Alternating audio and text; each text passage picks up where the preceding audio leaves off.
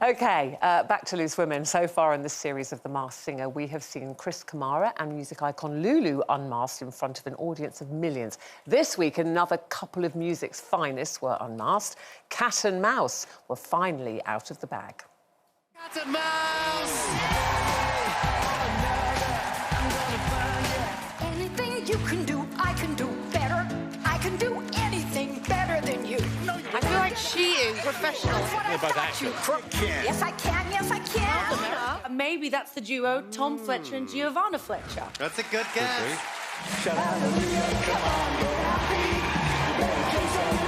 Convinced that this is a couple from EastEnders. Could it be Maisie Smith and Adam Woodyard? That's good. Take it off. Who is it? Take it off. Who's it? Take it off. Who is it? It's Martin and Shirlie. And there they were. Please welcome Cat and Mouse, Martin and Shirlie Kemp.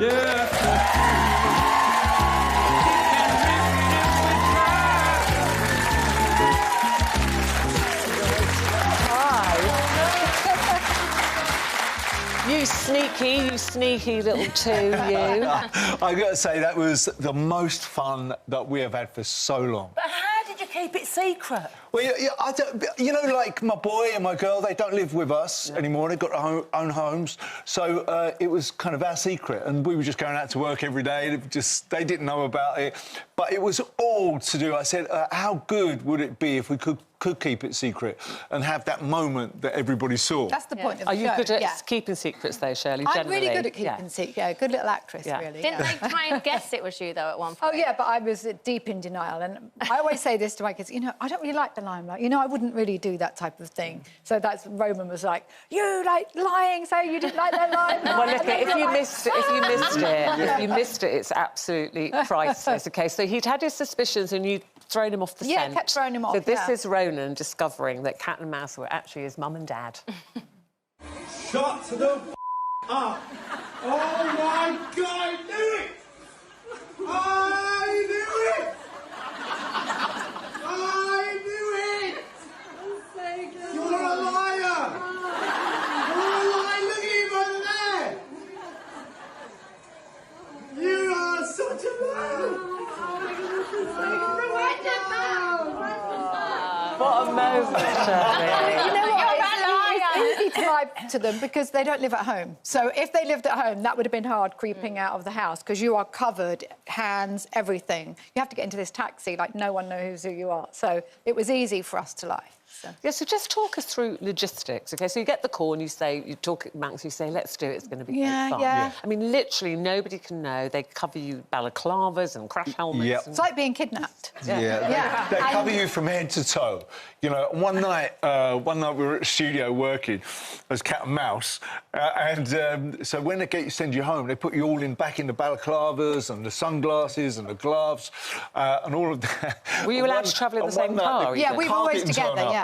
The car didn't turn up one night, so they had to call a normal taxi. We're in the back of the normal taxi, like a pair of burglars. The poor guy must have been thinking, what have I picked up? But how claustrophobic are... Because I was, remember Nicola from Girls Aloud, which she did the first series, I think. She came on and the mask was tiny inside. I'm very claustrophobic, so I took one look and thought, how on earth do you, A, put it on, but sing in it? So it was so hard. And I've got quite a small head, and there's like this click at the back, this thing they'd rent. It was piercing there. I'm literally trying to sing, but you can't sing that well in it. I think I could sing a lot better. I loved it when you actually took your head off and your first thing was, does my hair? It must be such a different experience, like, you two have both performed for years, and I always watch that and think, I can't imagine, it must feel so insular. It is. It's really horrible. isolating, but the thing that you don't kind of realise, you don't think about, is, you know, when you're singing, you need to take big gulps of air sometimes. Yeah. And but after you've done a big note, you try and get the air in and all you're getting is dust. Oh, yeah. You go... What I found was the width of the head, because you've got these ears, but you also can't see very much. I kept hitting my ear against Martin and turning the mask that way, and then I knocked the microphone, so... But it's very funny, because everything you say is like, it was so much fun. Like, it sounds like hell on earth. It was. But yeah, it was so much fun because it was 2 weeks, which was a complete breakaway from real life. Yeah. It was ridiculous. Shirley and I walking out the house, getting dressed up as cat and mouse. It was something that was out of this reality. Yeah. Like going back to the 80s. Yeah. And there were all sorts of guesses. David Walliams and Matt Lucas, Susanna Reeder, Ben Shepherd, Tom Fletcher and his wife Giovanna. None of them really got it right. I suppose Jonathan was close-ish with, he said EastEnders, but he said... Yeah, he kind of got close to it, and at one point, when he said that, I thought, oh, he's going to get us next time. But, I mean, they do it so well. You know, the clues are hidden so well. Well, listen, I didn't get the clues myself. I thought they were so hard. But that's why it's such a great family show. Yeah. Because, you know, parents can sit there... It's not just all about the singing. It's not a singing competition. No. It's a show that relates to all kind of generations. Yeah. The costumes are incredible, aren't they? Oh, costumes, yeah. There's a lot of speculation about Pigeon, and a lot of people think it's our Janet Street Porter. Have a look at Pigeon and see if you think it's Janet. No, I haven't seen it.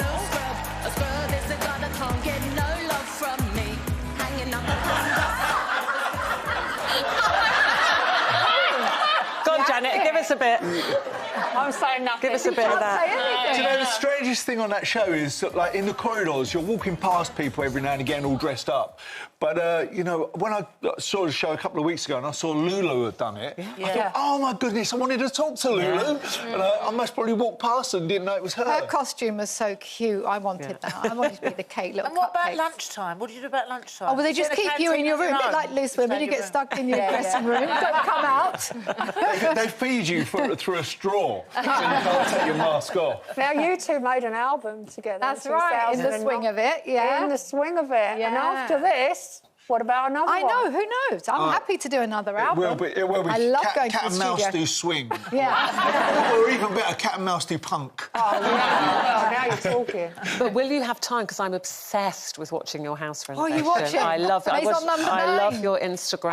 I love it. It's hard work. I do make it look a lot nicer than it is, because some days I am drenched, I am cold, it's all going wrong. I mean, but we're nearly there, getting there. But you are very hands-on, the two of you. Shirley is the foreman. Yeah. Don't get it wrong, right? I'm standing... Don't mess with Shirley. Yeah, I'm standing around talking to the builders about football, and Shirley walks past and they all go, oh, quick. So my dad was a builder, and I actually was a labourer for my dad when I was younger, and he said I worked too fast and too hard. He said, you've got to slow down, because I'm getting bricks ready, I'm doing ballast and, you know, shoveling.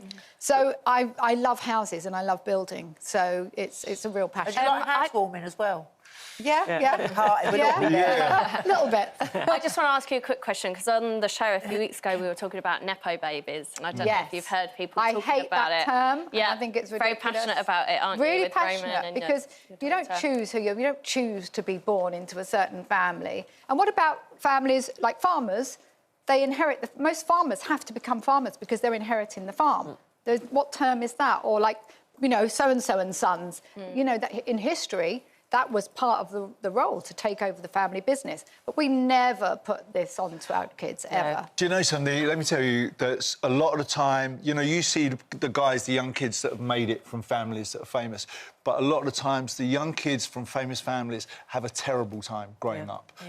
And you have to kind of weigh one off with the other, because young kids that I know have come from certain families that are famous, celebrities, have a tough time with it. Yeah, because well, listen, but also your kids are very... Sorry to interrupt you, because we're going to get to the end in a sec, but, you know, your kids are very talented. Roman is a very talented presenter. He's taught you, actually, about presenting. Listen, we have got to go. We've loved watching Cat and Mouse, haven't we? Martin and Shirlie Kemp.